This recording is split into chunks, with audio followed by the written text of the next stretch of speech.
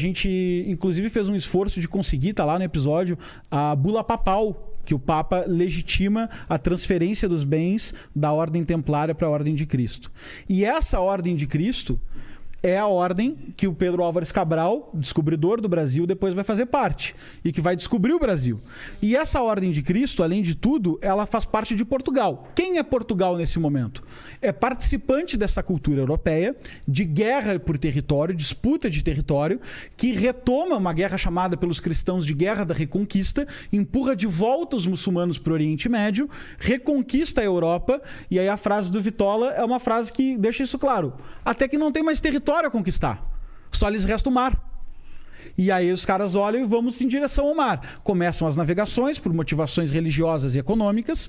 Lembrar que na visão de um cristão da época, evangelizar os povos não significava escravizar os povos. Não. Significava que eles estavam achando que a única salvação... O cara era religioso. Ele era da religião. Ele não queria só pro outro.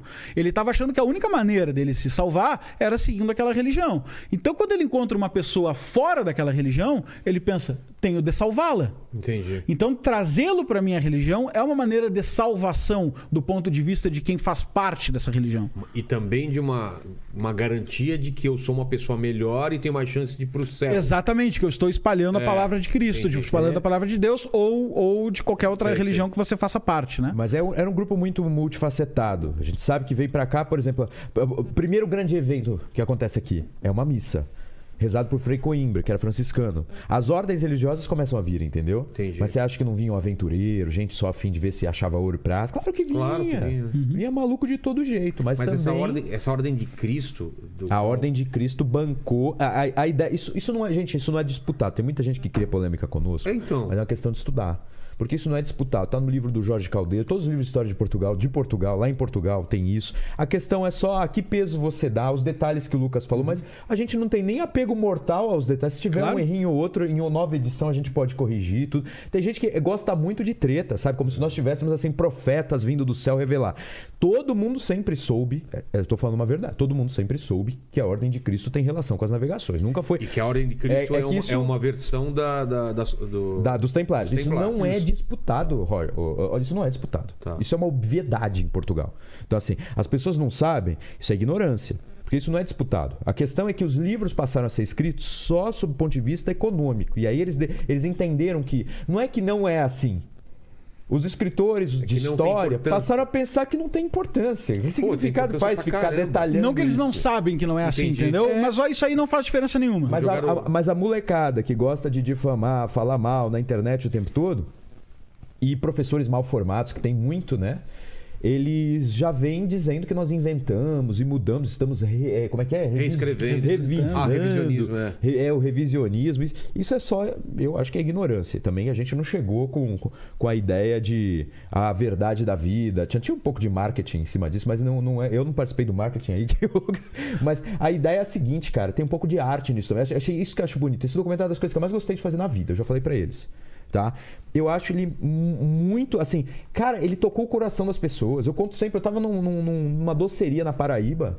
Aí chegou no interior da Paraíba, em todo lugar alguém me reconhece, né? Por causa deles, a culpa é deles. Aí chegou no interior da Paraíba, o sujeito do caixa lá falou: "Você é o Rafael Nogueira da Brasil Paralelo?" Eu, pô, até aqui, cara. Tá vendo? Aí ele: "Você tá gordo, hein?" Mas aí que tá. Outro dia, antes de ontem, segunda frase. Porra, o cara... Contrapé, o cara... Aí tirou foto, tudo, falou que adorou, e as pessoas chegam e dizem: "Eu voltei a ser patriota, eu virei patriota por sua causa." Aí dá aquele tremor de responsabilidade, né? E me dá um orgulho, porque aquilo me emocionou. Eu tenho certeza que emocionou o Lucas, os outros sócios. Aquilo tem algo de arte também. Se tiver erro de detalhe, a gente vai corrigindo, a gente vai repensando, cara. Eu não tô aqui A gente adora a crítica. O importante é a gente esclarecer que não é informações tiradas do nada. Tem uma equipe de pesquisa com intensa historiografia, com consultores, com professores, com entrevistas, com especialistas. Eu defendo o que os outros falaram, porque eu participei também da concepção da ideia. Então, assim, aquilo que tá ali é defensável. Então é isso que eu tô te falando. Nada disso é disputado. Tá. Mas essa Ordem de Cristo, ela é o quê? É uma ordem religiosa. Mas é uma seita? É uma coisa... Não, é uma ordem religiosa, porque, de novo, os templários, existiam várias várias ordens religiosas, tá? Esse é o primeiro ponto. O templário não tudo é... abaixo do Papa, da Igreja exatamente. Católica e tudo mais. Surgem pequenos... vou tentar explicar de um jeito bem leigo, tá? Porque não é a minha área e também eu sei que são muitos detalhes nisso. Mas surgem várias maneiras de viver a fé, de certa forma, dentro daquele conjunto do dogma da igreja. Exatamente. E essas maneiras de viver a fé buscam uma legitimidade em negociação com o Vaticano. E nessa negociação com o Vaticano, daqui a pouco o Vaticano olha e fala assim, pô, você é franciscano, você quer viver em jejum, etc e tal? Ok. Gostei, isso é bom. Eu tô, de novo, né? Sim. Fazendo for dummies, assim, né? Gostei. Viva desse seu jeito, eu acho que é uma boa maneira de viver a fé. Tem a Opus Dei agora há pouco também, não é? É recente a legitimação da Opus Dei como uma ordem. Historiograficamente falando, é recente, entende? E a Ordem de Cristo, como era herdeira dos templários, assim, como o Lucas já explicou, mas só frisando. Portugal foi autorizado a não, digamos assim, eles tomariam as posses dos templários para o reino. Portugal foi autorizado a manter essas posses desde que alterasse a ordem e a característica da ordem. Deixou de ser militar. Aí que tá. Entendi. Entendeu? Ela deixou de ser uma ordem militar, perdeu várias de outras regalias, tudo. E aí eles empreenderam essas navegações, entre outras atividades. Então tem algo de mistério? Tem. Só que em Portugal tem um monte de documentário, um monte de livro. Isso para eles também não é tanto segredo. É que aqui optou-se por não aprofundar tanto esse assunto, eu digo na escola, nas faculdades de história, assim, optou-se por uma escolha. Às vezes as bolsas são dadas a quem... o orientador, ele vai dando a direção para o aluno. O professor já vai dando uma direção, o orientador dá outra. As bolsas são concedidas a quem estuda tais coisas. Então, a historiografia, ou seja, a escrita da história, os livros de história vão sendo escritos segundo esses interesses. E às vezes são interesses de patota, às vezes são interesses genuinamente científicos. Entendi. Às vezes eles acreditam na visão deles. Tô falando sério, genuinamente eles acham que é só a economia que rege o mundo. E aí eles usam já o instrumental da historiografia marxista ou o instrumental de uma historiografia mais liberal, mas às vezes é tudo girando em torno da economia. Eles acreditam. Tanto que você muitas vezes aprende na escola, que é uma historiografia séria e competente, que teve muitas contribuições, mas tem uma visão de majoritarismo materialista, que é o ciclo do ouro, o ciclo do café, o ciclo do açúcar. A origem dessa teoria é uma historiografia boa, séria, com várias contribuições, mas ela tem um predomínio de visão de que os ciclos econômicos eram maiores do que as demais motivações. O que nós entendemos é que você tem que, de alguma forma, é possível integrar essas visões. Concordo. E aquelas que foram jogadas fora, Vilela, que foram jogadas... Porque às vezes era tratado disso de uma forma um pouco mais patriótica e levantando esses dados, ou seja, das personalidades. Daí depois eles percebem, o que importa são os grandes movimentos mais coletivos, ou as grandes estruturas, ou o espírito do tempo. Então as personalidades deixaram de ser importantes num dado momento. Só que o que eu acho assim, alguns aspectos dessa historiografia mais economicista, mais materialista, ou mais das grandes estruturas que vão se sobrepondo, das grandes culturas que vão predominando, elas têm verdades parciais. Mas elas podem ser combinadas com as verdades parciais de historiografias antigas e, ao mesmo tempo, tem novidade aí. Tem um monte de novidade. O meu mestrado foi elogiado como um nível de doutorado, porque eu trabalhei em um aspecto, mas isso foi direito. Foi mais na história do direito imperial. Porque tem muita coisa para se descobrir, cara. Tem um monte de coisa para se descobrir. E aí que tá. As pessoas ficam brigando e às vezes não estão na área, né? E eu pelo menos não entrei nessa a fim de brigar. E tinham brigado comigo primeiro. E eu confesso, estava um pouco a fim de revelar algumas coisas, não brigar. Por quê? Porque eu era professor de escola, já havia 7 anos. Quando eu encontro eles em 2016, foi acidental. Tá? O Thomas Juliano, que não está aqui presente, me chamou para fazer uma palestra. E aí um amigo deles viu a minha palestra e falou: você precisa estar no Brasil Paralelo. Aí eu participei daquele segundo episódio, que o Lucas falou que foi um sucesso. A partir de então eles me chamaram para ajudar a fazer a próxima série. Mas isso foi tudo acidental. Só que eu já era professor há 7 anos. E o que acontece? Eu passei por alguns linchamentos virtuais. E um deles foi muito característico. Foi em janeiro de 2016, eu encontrei vocês em novembro de 2016. Então eu podia estar um pouco ressentido, é verdade, podia. Então assim, no janeiro de 2016, eu tinha me manifestado contra a base nacional, curricular e comum da época do governo Dilma, que previa que o ensino de escola na escola, o ensino de história na escola, deveria só falar da Europa em 1/6 do ensino médio, ou seja, só em um semestre. Todo o resto, os 2 primeiros anos deveriam se focar em ameríndios, povos africanos, etc. E eu conheci a lei que obrigava a inclusão, primeiro, cada vez mais dos povos nativos indígenas, e isso é uma historiografia que é maravilhosa, que está aumentando, que está se revelando, que está revelando coisas. Eu sou curioso nisso, eu quero estar...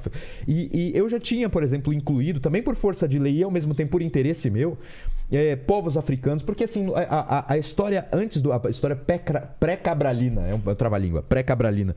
Antes do Cabral, tem os povos africanos, os reinos africanos, as brigas internas deles. Eu derrubei Coca aqui, mas não matei ninguém. Tranquilo. Tem os povos aqui existentes, aqueles intocados e ao mesmo tempo aqueles conhecidos. E você tem... Eu sou meio italiano, você fica mexendo Não, ele a vai mão. trazer uma toalha aí. Aí eu sabia que aqui eu ia bater em alguma coisa, mas Pode deu certo. levantar aí qualquer coisa, o braço aí.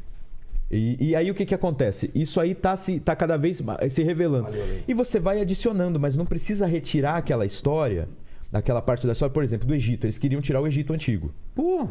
Eles queriam diminuir consideravelmente a história das revoltas aqui, tipo a Inconfidência Mineira. Queriam retirar a história quase toda a história da Europa. A Ásia, então, não tinha nem muito motivo para... Aí eu questionei isso no Facebook. E, de repente, eu que tinha 50 curtidas no máximo na época... Virou uma... O negócio viralizou negativamente e começaram a me chamar de... Tudo que é nome, cara. Todo esses Insta, sabe que você conhece? Sei. Tudo que é nome, pegavam minhas fotos pessoais. Eu tinha morado nos Estados Unidos 3 anos antes. Minhas fotos na neve. E olha só o metidinho, o ricaço. Que ricaço, cara. Professor trabalha manhã, tarde e noite para pagar a conta, cara. Mas eles pegaram minhas fotos lá e começaram a espalhar por tudo que é grupo... E fazer ameaça de morte de tudo todas as redes sociais, e ligando para os meus empregadores, demite ele que ele é racista. Eu juro que eu passei por isso. Porque eu fui contra um negócio que veio do governo. Eles me atacaram, eles são agressivos. Entendeu? Eu quero dizer, essas pessoas específicas. Estou dizendo todo mundo que discorda de mim. Mas esses grupos foram muito agressivos comigo, quiseram me cancelar, destruir a minha vida, destruir a minha reputação, destruir meu nome e impedir que eu tivesse meios de sustento. Isso não é muito... E ao mesmo tempo me ameaçaram de morte. Que eu tive que chamar advogado para entrar na jogada. Meu Deus. Você entendeu? Então eu passei por isso. Aí cheguei em novembro, não, Thomas me chama pra não sei o quê. Aí meus amigos começam a falar, você vai falar de história, é perigoso. Tudo. Não, eu vou falar mesmo. Eu vou revelar que tem alguns problemas. Eu não vou brigar com ninguém, mas eu vou revelar que a gente precisa revisar. Aí eles trouxeram câmera, tal.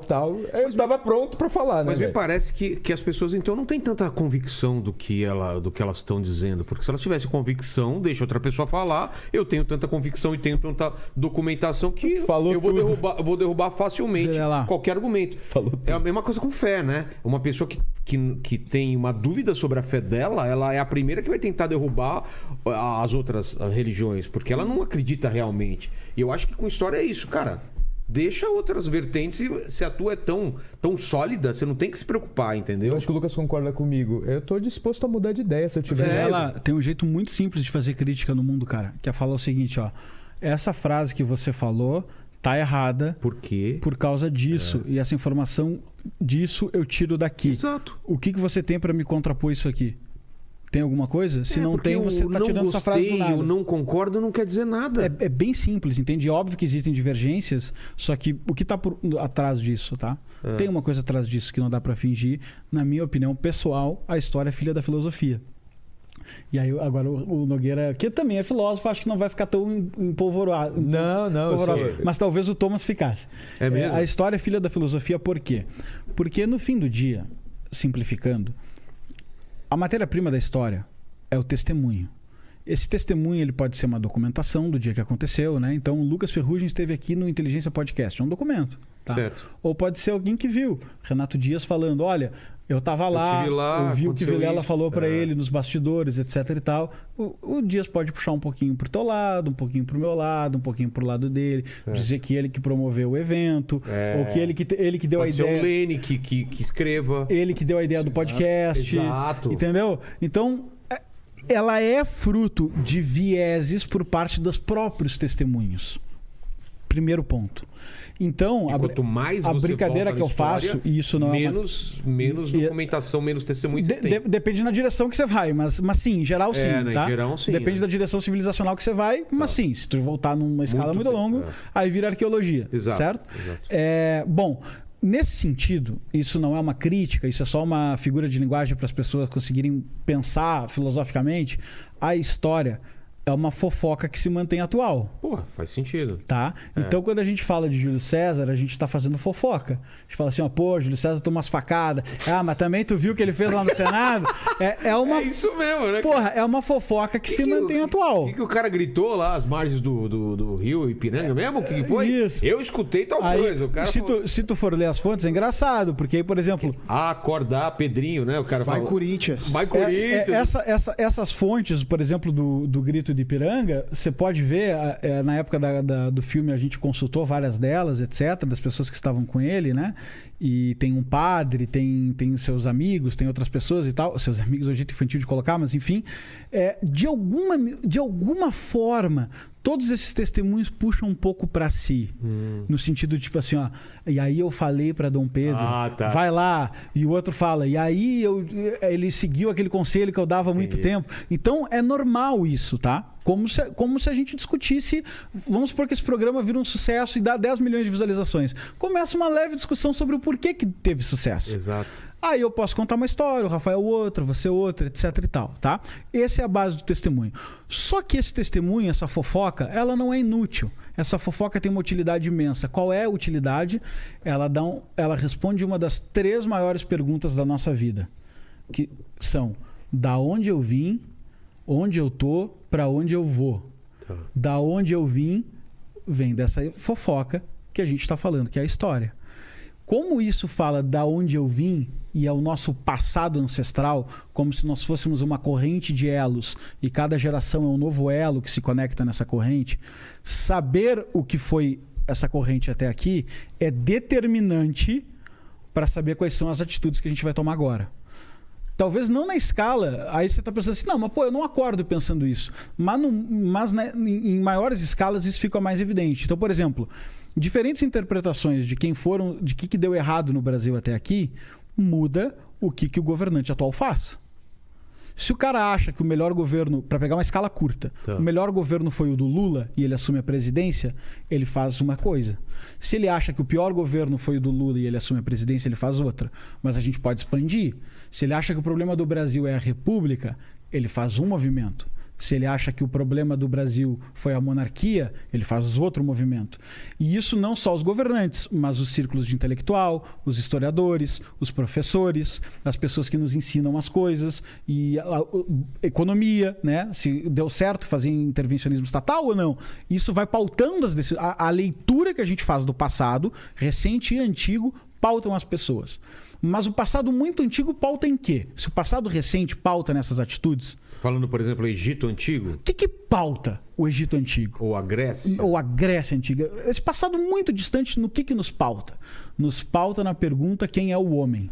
Entendi. É nesse nível que nos pauta. Porque se a gente veio para cá só com o objetivo de extrair riquezas, e se a gente é filho de um estupro, como muitas vezes foi colocado, o Brasil é filho do estupro. Né, de portugueses que vieram aqui, estupraram índios, trouxeram negros, etc e tal, papapá, e a gente é filho de um estupro. Quem nós somos? Vamos diminuir para uma vida humana? Quem é o Vilela se o Vilela é filho de um estupro? De um filho bastardo. O Vilela tem uma trajetória acidentada. Certo. Entende? Mais acidentada que se não for um filho de estupro. Sim. Pronto, não quer dizer que você pode ser infeliz ou feliz, sim. Mais acidentada. Então, essa dá uma pauta narrativa. E essa pauta favorece o quê? Mudanças radicais no comportamento, porque não podemos aceitar essa condição.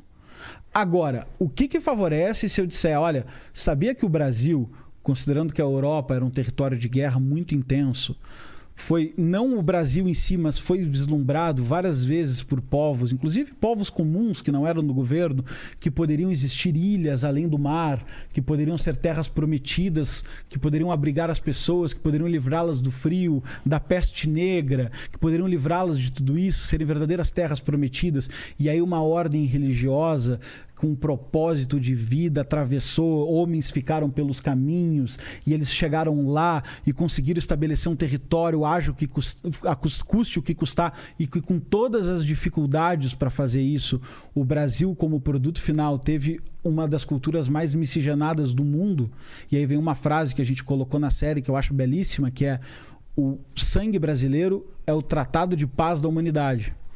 Porque muitos sociólogos e historiadores, até o Rafael mencionou que ganhou o concurso, coloca que nós somos a cruza dessas raças e por isso nós somos tão simpáticos, por isso nós adaptamos tanto a culinária, por isso nós cuidamos do vizinho. Talvez a gente seja o experimento perfeito Nós somos a miscigenação. Para libertar os negros nos Estados Unidos, deu uma guerra civil com 600 mil mortes. Na Inglaterra deu problema também. Em outros lugares deu mais problema. Se você vai para Nova York hoje, eu não estou falando no passado, hoje, você vai ter aquela sensação de bairro negro, bairro branco. Exato. Você vai ter aquela sensação de bairro chinês, bairro judeu. Isso aqui no Brasil é muito menos presente. Muito menos presente. Muito menos presente mesmo. Temos problemas de racismo? Não tenho dúvida nenhuma que temos. Temos problemas de xenofobia? Devemos ter também. Conheço menos, para ser sincero, tá? Mas acredito que deva ter. Não tem por que não ter. Mas não é a essência do brasileiro. Vamos concordar. É só a gente lembrar de todos os nossos amigos, de todas as pessoas que a gente conviveu. Racismo, xenofobia. Teus amigos são racistas? Todo mundo que está nos assistindo aí. Teus amigos são racistas? Cara, não são. A verdade é que não são. Tá? Mas existe uma espécie de racismo velado, estrutural, etc e tal. Podemos discutir, podemos avançar para esse campo e tentar ver se existe mesmo. Tudo bem, não tem problema. Mas a essência do Brasil, em comparação a outros povos, muda em relação ao nosso mito fundador. Por isso que eu quis dizer lá no começo que a história é filha da filosofia. Entendi. Porque dependendo da interpretação que você quer fazer do mundo e do objetivo que você quer ter da existência, a leitura que você quer fazer da realidade, muda a forma como você vai interpretar os fatos e os testemunhos. E aí você manipula aqueles viés para um lado pro outro. É quase uma mitologia, né, do Brasil. A mitologia, agora eu passo pro Rafael, porque é uma das falas dele. A mitologia é uma forma de preceder a história. Sim. Eu, como me formei primeiro em filosofia, eu fiquei muito com cabeça de filósofo. Mas eu quis evitar o erro dos filósofos. Filosofia é muito difícil de acertar. Você pode ler muito livro de filósofo, ficar com um monte de besteira na cabeça e começar a achar que sabe. E aí você fica ismo e não entende nada. O historiador, ele tem... agora eu vou defender a honra um pouco do historiador. Eu vou ter uma visão um pouquinho diferente. História é fantástica, viu? Só para não parecer que eu xinguei. Não, imagina, não xingou não. Mas o historiador, ele não é tão ingênuo assim. Ele olha o relato e ele pressupõe que ali havia um interesse. Ele tenta comparar com várias possibilidades. O historiador faz interpretações. Mas, ao mesmo tempo, eu entendo que o filósofo, ele às vezes ele faz parte daquelas interpretações muito coletivas. Ou isso é um problema que está lá, vem desde a metafísica de Aristóteles dos universais, um problema medieval, que aí você acha que entendeu tudo porque você tem a ciência da história. Então a história funciona assim. E vem da cabeça de filósofo. O próprio Karl Marx era um filósofo. A história funciona assim, a humanidade funciona assim. Então ele responde as perguntas claramente. O que é o homem, qual é o mecanismo da história, o que motiva, ele responde tudo isso. Para onde vamos? Aí você vai aplicar isso à história. Aí dá bode. O historiador genuíno, pelo menos é a minha escola, eu gosto, porque os meus professores de história entendem o contrário do que ele falou. Eles entendem assim, o filósofo faz um monte de bagunça e tem que vir o historiador para arrumar. Para limpar e botar os documentos. Porque o historiador, o filósofo fica muito na teoria e vai muito além dos fatos. Levanta mais perguntas do que dá Isso, e quando dá resposta, às vezes confunde muito, porque fica com muita teoria na cabeça e acha que sabe tudo. Quando você vai ver, que se ele faz previsão daqui a 1000 anos, não tem como ele errar, porque a gente não tem como confirmar, a gente não vai estar aqui. Se ele faz previsão para daqui a 10 anos ou 10 minutos, dá para averiguar. Em geral, ele vai errar. Entendeu? Entendi. O historiador, ele lida muito mais com os fatos. Ele fica muito preso no documento, o que prova, o que foi aquilo, então ele fica muito mais afeito àquilo que de fato aconteceu. Ainda que ele não te dê a resposta, o homem é isso, a história funciona assim assado, que ele tem um pouco mais de dificuldade de dar essas respostas. Como ele tem muito mais contato com a realidade, eu acho que ele acerta mais. Então, eu acho que o historiador acerta mais na previsão. Agora, por que eu disse que eu sou um pouco filósofo? Porque a filosofia tem jeito de dar um improvement, uma melhoria tremenda. Só que aí você tem que ter a vertente de deixar a realidade falar. Não deixar a teoria falar. Você tem que deixar a realidade falar. E aí você usa todo o trabalho filosófico que você tem para, às vezes, ir na profundidade, ir no detalhe, enxergar algo que, às vezes, um historiador, por mais treinado que ele seja, não vê. Aí pode ser. Mas eu tenho visto muita gente ler de orelhada livro de filosofia e está falando um monte de besteira. E um exemplo disso do Rafael, de levar o documento a sério e mesmo sabendo que ele deve ser feito perguntas para o documento, né? Que às vezes tem esses vieses e tal. Mas, por exemplo, existe uma coisa lá que os caras chamam de categoria priorística, né? Então, pô, eu já tô convencido de uma determinada ideia teórica. E aí, quando eu encontro o documento que contradiz essa minha ideia teórica, eu faço uma forcinha mental para botar ele dentro do que eu penso. Dá uma forçada. Eu dou uma... Pá, sabe? Ignoro uma partezinha, boto outra, pego só aquela parte que fala do ouro e da prata da carta de Pero Vaz de Caminha, ignoro outra. Então, essas categorias a priorísticas são vícios mentais. No sentido, elas são utilizáveis, tá? Elas não são ruins em si mesmo. Mas para analisar documentos, elas podem se tornar vícios mentais, Lucas, explicando melhor. É feito por todo mundo, direita, esquerda, por todo mundo. Materialista, religioso. E aí, quando o cara... E aí, para pegar um exemplo, a direita e a esquerda, tá? Por que as pessoas... E olha, eu não vou falar de nenhuma das duas coisas que eu concordo ou discordo. Eu vou pegar exemplos aleatórios. Por que pessoas de direita ficam tão brabas quando historiadores colocam Hitler à direita? Porque ela tem uma categoria priorística de que direita é boa. Entendi. E aí, mesmo que ela não se aprofunde, eu sou uma pessoa que complexifica essa posição de Hitler à direita. Eu não acho que é bem assim. Mas só para pegar o exemplo, mas também não é esquerda. Não, mas só para pegar... Tá. Eu já falamos sobre isso. Bom. Mas para mim o que vale é o exemplo, né? O cara conhece a história de Hitler... Não muito. Conhece a história do nazismo? Não muito. Ele quer usar pra xingar o adversário. Ele, na verdade, fica incomodado porque ele pensa, não, peraí, eu sou de direita. Como assim Hitler é de direita? Hitler não é dos meus, Hitler é dos teus, seu vagabundo. E aí ele só devolve... Como o corintiano que o cara fala que teve um esquema de corrupção em não sei que ano. Da mesma forma, pra virar o exemplo agora, quando a gente fala de documentos que provam que, por exemplo, assim, caraca, que loucura, olha só, a escravidão... não era só racial. Como assim a escravidão não era só racial? Não era só o único critério, principalmente no século XIX se tornou racial, mas o critério da história da humanidade para escravizar as pessoas não era considerar se elas eram negras ou não. O critério era considerar guerra, era considerar quem era o vitorioso na guerra escravizava o perdedor, ou quem era o invasor, ou quem era o povo estrangeiro, etc e tal. E depois isso sim ganhou uma forte conotação racial. Não estou desfazendo essa parte. Mas aí o cara encontra um documento que questiona que o único critério da escravidão é racial e ele se incomoda, porque isso desmancha aquela narrativa que ele tem de um povo oprimido e um povo opressor. Entendi. Isso desmancha. Então, por exemplo, um livro sobre a escravidão africana, que é um continente que escravizou demais também. E eu não estou botando a culpa neles. Nós escravizamos, nós enquanto Brasil... Eu não escravizei ninguém. Não, nós enquanto Brasil. Nós enquanto Brasil escravizamos muito, de uma forma que é uma chaga na história da humanidade e da nossa história. E me arrisco, pelo menos dos episódios que eu conheço, dizer que a maior chaga da história do Brasil é o tamanho da nossa escravidão e a amplitude dela, tá? Mas posto isso, quando encontra um livro sobre escravidão no continente africano, tu não pode dizer assim, não, isso aqui a gente tem que deixar de lado, porque a escravidão é um grupo de brancos opressores contra negros oprimidos. Olha, em determinadas civilizações pode ser dessa forma, mas aqui em outras parece que aconteceu com outros critérios. Parecido com a questão do Hitler à direita. Tem problema Hitler ser de direita? Não. Vamos investigar se for o caso. O fato é que ele foi um ditador, um genocida, etc e tal. Vamos pegar os fatos e investigar. Se você começar a botar muita energia filosófica para interpretar todos os documentos que você encontra, aí você parou de fazer história. Perde o foco. E é por isso que as pessoas queriam matar o Rafael. Porque ele levantava... mesmo. Conectando Falaram os pontos. Em atropelamento, tiro, era coisa assim. Porque o que ele falou... Tu acha mesmo que os caras queriam matar ele porque o que ele falou, o cara lá tinha lido uma historiografia, um documento primário no museu que dizia o contrário? Claro que não. O cara queria matar ele porque o que ele falou incomodou a identidade desse cara. E é por isso que a história é importante, porque a história pauta a nossa identidade. E quando pauta a nossa identidade, meu amigo, vira briga. A gente tem que fazer um esforço artificial, menos ventre, menos instintivo, mais intelectual, de falar, calma aí, vamos olhar para a documentação, se esses caras propuseram algo interessante, será que eles são sérios? Será que isso é verdade? Deixa eu dar uma pesquisada aqui, deixa eu perguntar pro meu professor e ver se ele tem alguma fonte que comprove o contrário. E esse esforço, sinceramente, é difícil de exigir, mas a gente é convicto que dá. E eu acho que o sucesso da série, de tudo mais, é prova de que isso é possível. Eu vejo que e alguns problemas se mantêm mesmo, alguns problemas históricos, eles se mantêm. Então, assim, claro que tem a racista escroto vivo, e é óbvio que às vezes tem comportamentos imperceptíveis nos quais a gente tem que jogar luz para mostrar, olha, isso aqui parece que é a herança cultural de um problema. Então, assim, isso aí eu acho que é positivo a gente usar. A gente, na verdade, trabalhar para resolver esses problemas históricos.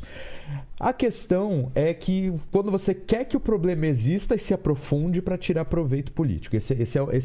É uma maneira de você desgostar do Brasil. Então vamos lá, a gente está no momento 200 anos da independência. Tá. A gente está completando uma data redonda que poderia servir para nós refletirmos, e a reflexão faz com que nós nos vejamos melhor, inclusive nos nossos defeitos, mas ao mesmo tempo para se comemorar. Porque o Brasil não é só uma história de desgraças. E aí, o que precisaria?